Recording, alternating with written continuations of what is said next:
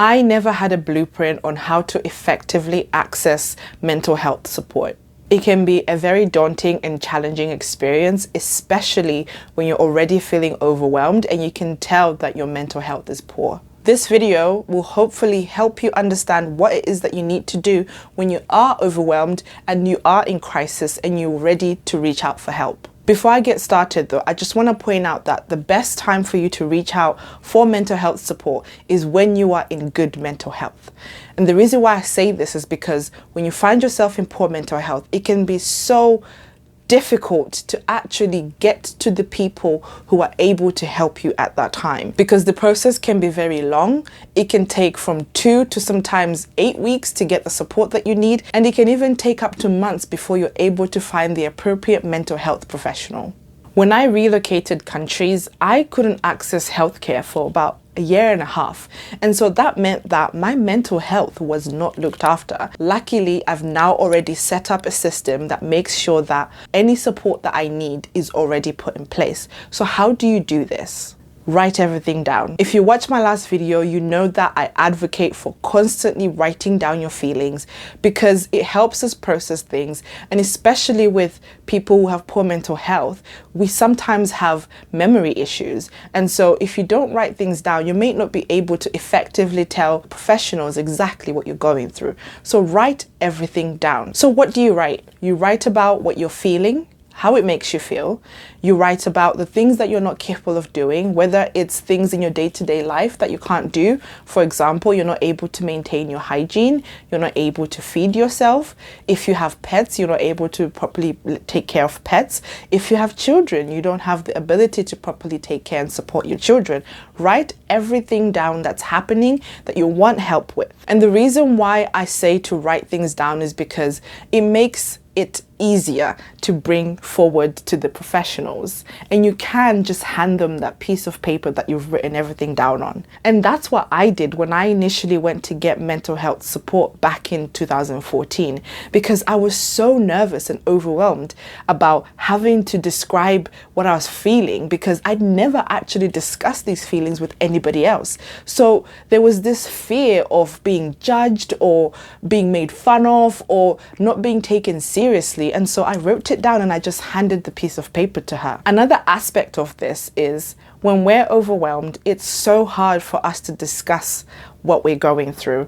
It can be very traumatic to try and bring it up when you're already under stress. So handing that piece of paper to your healthcare professional is a better way of communicating your needs and your worries to the professional without you having to relive everything you're going through.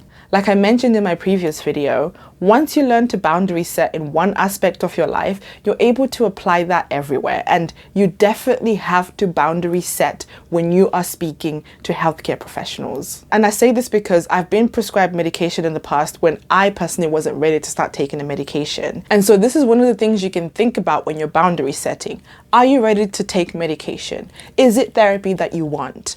Do you need to be in group therapy? Do you prefer one-on-one therapy? What does healing look like to you? Describe all of those things to your professional, because the more information they give you, the better they're able to meet your needs. Do you want to heal in a way that you have the power to decide what it is that you want to do? Or do you feel as though you are so helpless at the moment that you need somebody else to walk you through that? These questions are important because they are going to affect you and your recovery. I'd also like to add that do not feel as though you must take the medication. If you walk into your GP's office and they offer you medication that very day, you have the right to tell them, hey, can I have some time to think about this?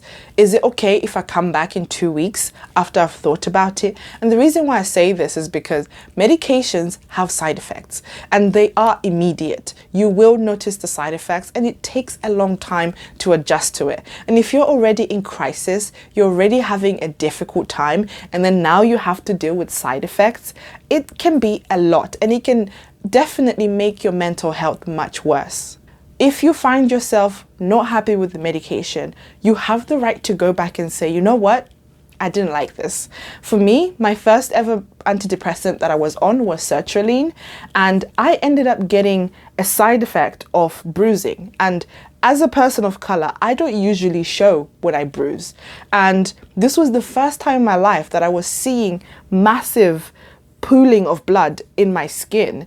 And it really bothered me because on one hand, yes, the medication was helping me, but I was now having the side effect of something that I've never seen happening in my body. So don't feel as though the first type of medication you're given is the one you should stay on. You have every right to go back and try different medications. You just have to communicate that to your professional. And hopefully through time, they'll be able to reach the appropriate type of care that you deserve. And the last thing I want to share with you is that the journey to understanding your mental health is a lifetime journey.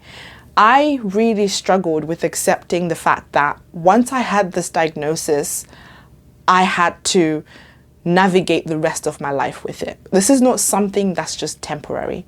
So you need to really think long and hard of what that looks like for you and communicate that, because this is your health. Yes, the professionals can know and advise, but at the end of the day, you have the right to say what you want and what you don't want. And at the same time, also remember to just respect the professionals. Sometimes you might suggest things that they want to push back and say maybe not. Give them the benefit of the doubt. Try it out. Give yourself the chance to try different things. And if they don't work, let's go back to step one and start again. There's nothing wrong with that. And if you find yourself getting overwhelmed, you can tone it back. You are in control. You decide what happens. It might not feel like it, but you totally are in control.